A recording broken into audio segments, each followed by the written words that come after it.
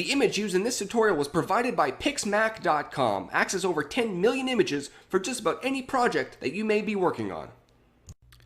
Certain aspects of an image look best when they stand out. Eyes are definitely one of those features. Vibrant, bright eyes tend to allow the model to stand out and heightens the overall value of the image. In this video, we're going to make these eyes pop, and we're going to do it non-destructively.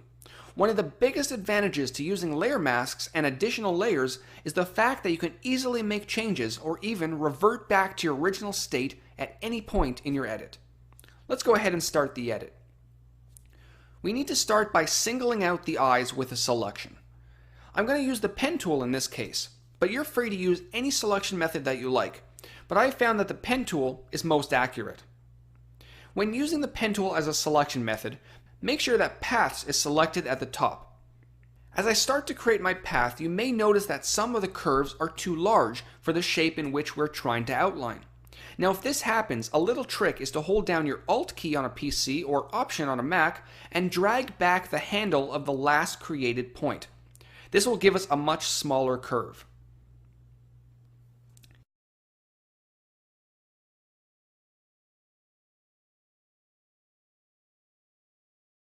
Now that I've outlined both eyes, I'm going to right-click on the path and then select Make Selection. Now to make sure that the selection isn't too sharp, I'm going to set the feather radius to around 3. Then once I accept, I'm going to smooth it out by going to Select, Modify, and then Smooth. 5 seems to be a nice number. Your values may be different depending on the size of your image. Now that we have our selection ready, let's start with the adjustment layers. The first key adjustment will be hue and saturation. This is where you can adjust the eye color and increase the saturation of the color. This will really start to make the eyes stand out. In this case, I'm going to drag my hue all the way to the right and my saturation to around 40. That's looking a little bit better, but we still have a ways to go.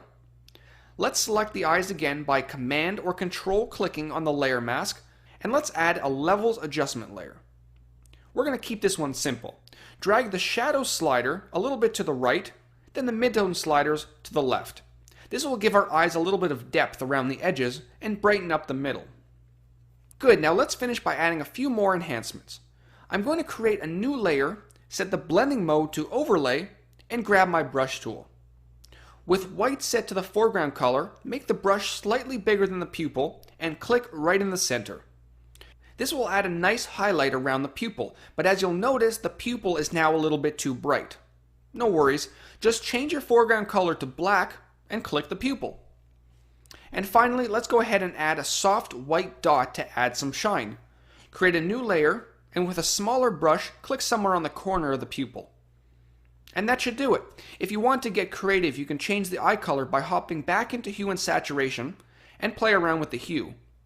This is the advantage of using adjustment layers. You can easily go back and make changes without affecting the original image. Hope you enjoyed.